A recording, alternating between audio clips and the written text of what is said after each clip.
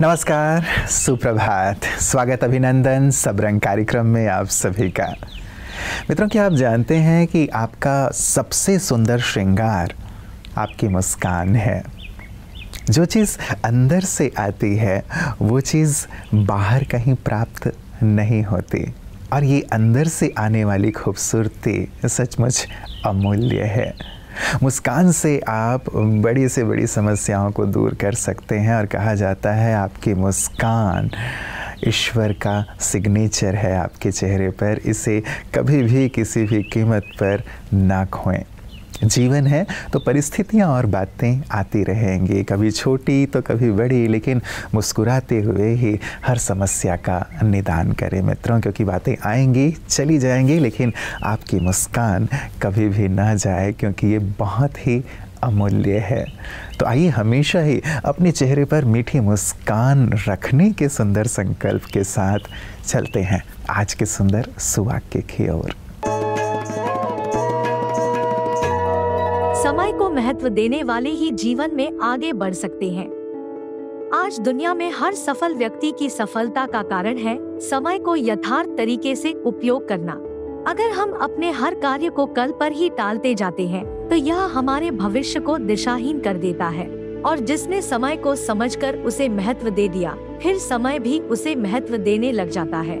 और सत्य तो यह पाया गया है कि मनुष्य 70% अपने भूत में, 15% अपने भविष्य में और केवल 5% अपने वर्तमान में जीता है, जो उसके जीवन को आगे बढ़ने में रुकावट पैदा करता है।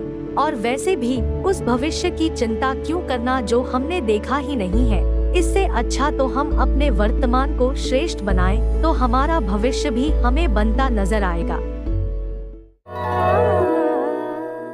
मित्रों, हमारी मुस्कान और खुशी को छीनने वाले तो बहुत सारे कारण हो सकते हैं, लेकिन अभिमान और अपमान, ये देखा गया है कि ये जो दो शब्द हैं ये बहुत जल्दी हमारी मुस्कान को छीन लेते हैं, खुशी को गुम कर देते हैं।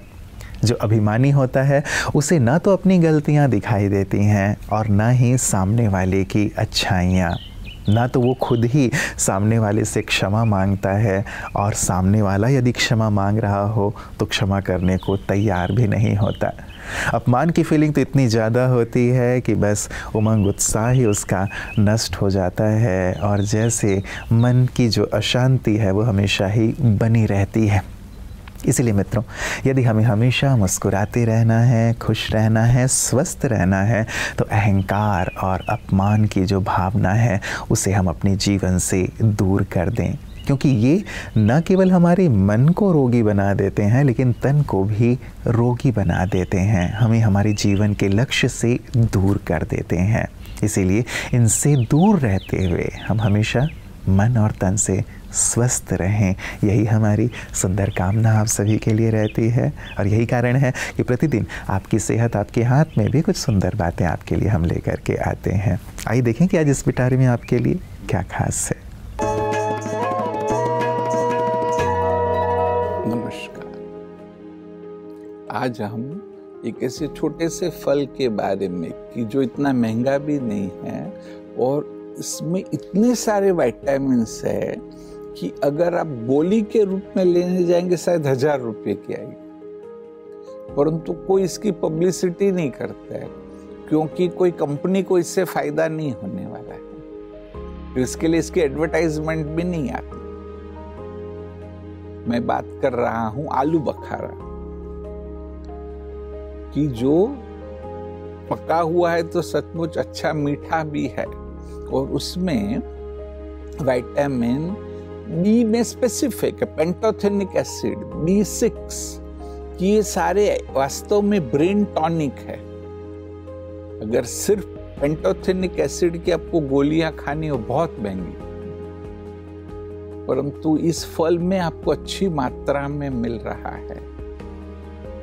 यहाँ विटामिन ई भी है कि जो जैसे जैसे हमारी उम्र बढ़ती है तो जो सर्कुलेशन है वह कम होता है, जिसको कहा गया है माइक्रो सर्कुलेशन। ऐसे आप कहेंगे कि भी मैं तो हेल्दी हूं, मेरा सर्कुलेशन अच्छा है, ठीक है, कि भी हार्ट ठीक से पंप कर रहा है, सर्कुलेशन अच्छा है, लेकिन जब खून को छोटे छोटे छोटे पार्ट्स में जाना है तो वो जो नलियां बहुत सूक्ष्म हो जाती, जिसको कैपिलरीज कहते। ये कैपिलरीज का सर्कुलेशन भी बढ़ाने में विटामिन ई बहुत मदद करता है। इसलिए आप देखना कुछ उम्र के बाद तो कहा जाता है कि रोज विटामिन ई की गोलियां खाइए, परंतु यहाँ पर इस फल में आपको नेचुरली ये मिल रहा है और यह एब्सॉर्प्शन में भी मदद करता है।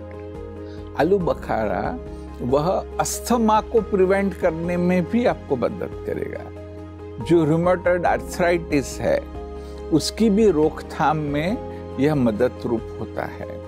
तो जब भी इसकी सीजन है कि जब वो सचमुच ही सस्ता होता है तो जरूर इसका आप सेवन करते रहिए और जो उसका स्वास्थ्य लाभ है वो पूरी तरह से स्वास्थ्य लाभ को प्राप्त करिए। ओम शांति। मित्रों, ये बात बिल्कुल सत्य है कि जब कोई बात हमें पसंद नहीं आती तो हम उसे बदलने की कोशिश करते हैं, लेकिन मान लीजिए बदलने की कोशिश करने के बाद भी वो बात नहीं बदल रही है, हम नहीं बदल पा रहे हैं, तो हमें अपनी सोच को, अपने नज़रिए को बदलने की कोशिश करनी चाहिए। क्योंकि कहा जाता है कि यदि आप अपना नज़रिया बदल लेते हैं तो नज़ारा बदल जाता है। आप अपनी सोच को बदल लेते हैं तो सामने वाली बात, परिस्थिति भी बदल जाती है। इसी में बुद्धिमानी है मित्रों, क्योंकि यदि हम खुद को बदल लेंगे तो सामने वाले के बदलने की संभावना पूरी पूरी बनी रहती है।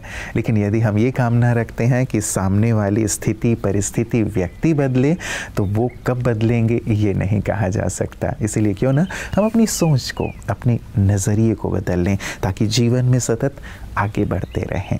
और यही करते हैं हमारे विशिष्ट जन भी, और दूसरों को अपने अनुभव से प्रेरित करते हैं। आइए देखें आज के इस खास सेगमेंट में हमारे साथ कौन से मेहमान हैं। जो राजयोग है वो इस समय जो दुनिया की हालत है, न्याय में आप हैं, न्यायालय में हैं, तो आप देखते कितने तरह के आप क्राइम देखते हैं। तो एक व्यक्ति के दिमाग को बदलने के लिए, एक सुंदर समाज बनाने के लिए, एक मन को नई दिशा देने में कितना सहयोगी हो सकता है? आपका अनुभव क्या कहता है इन 2 दिनों में? नहीं, this is the thing where everybody is trying to have change of the world. Each of the persons have taken a vow that will change the human being, their psychology, their mind, their understanding towards life. Because if the crime is the understanding of the day, but that is not the sole aim of the life. Somebody has does some crime because of some poverty. That we have to see how he can be self-sufficient so that he will not resort to that method. Somebody has got some family dispute with regard to property, some crimes have committed. Then ये जो understanding होता है brotherlyhood, if that will continue, then this will not be happen. So these understanding these people are giving. Wonderful. These people are giving. Therefore, the understanding, if you carry on properly, then will definitely change the society. Establish for a new world altogether. ये आपके मुख से सुन के बड़ा अच्छा लग रहा है। भारत के न्यायमूर्ति हमारे इस तरह से अनुभव करते हैं, और ये संदेश है भारत के नागरिकों के लिए, सारे विश्व के लिए, कि किस तरह अध्यात्म उनके जीवन को निखार सकता है और समाज को भी सुंदर बना सकता है, जीवन को भी सुंदर बना सकता है। Supreme divine power was blessed with me. Really, I am very much happy that I have come to such a place to enjoy my life. It is not enjoyment; it is realization. Divinely realization the things. The way I realized, I don't know how the time has passed very quickly.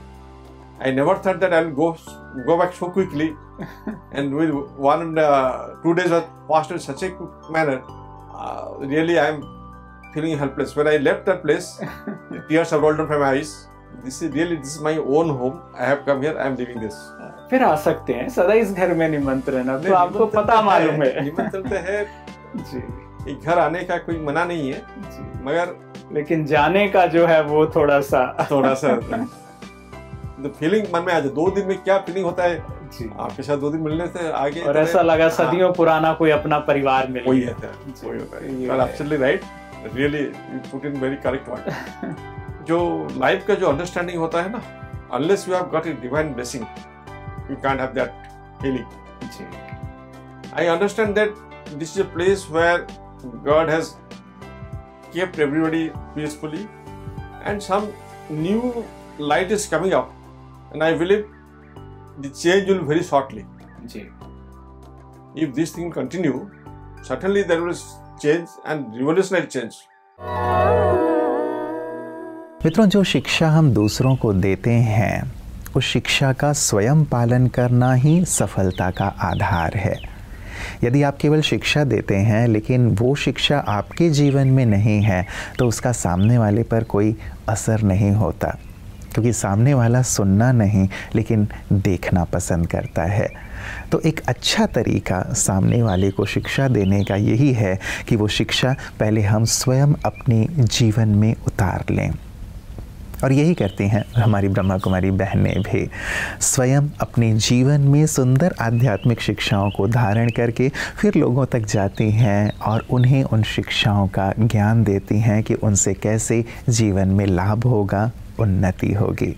आइए देखें piece news highlights में उनकी इन्हीं सुंदर शिक्षाओं को, सेवाओं को। राजस्थान के पिंडवाड़ा ब्लॉक में स्थित राजकीय उच्च माध्यमिक विद्यालय भूला में ब्रह्मा कुमारीज मुख्यालय के सामुदायिक रेडियो मधुबन 107.8 FM की तरफ से कम्युनिटी रिपोर्टर RJB के पवित्र भाई ने प्रोजेक्टर और चित्रों के माध्यम से जीवन में नैतिकता और व्यवहारिक ज्ञान की आवश्यकता पर प्रकाश डाला। इस कार्यक्रम में कक्षा 7वीं से कक्षा 12वीं तक के लगभग 350 छात्रों ने बढ़ चढ़कर हिस्सा लिया। बी के पवित्र भाई ने सभी छात्रों को राजयोग के विभिन्न चित्रों द्वारा यथार्थ आध्यात्मिक ज्ञान एवं परमात्म परिचय से अवगत कराया। इस मौके पर स्कूल के समस्त स्टाफ और कार्यवाहक प्रधानाचार्य भरत उपस्थित रहे। साथ ही कार्यक्रम के प्रति एवं ब्रह्मा कुमारी संस्था को इस तरह के पुनीत कार्यों के लिए धन्यवाद अर्पित किया। मित्रों, चलते चलते एक सुंदर गहन चिंतन की बात।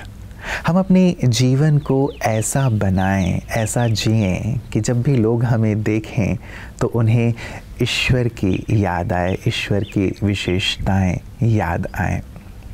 हम अपने जीवन में अपने आप को दूसरे लोगों के साथ कंपेयर करते हैं।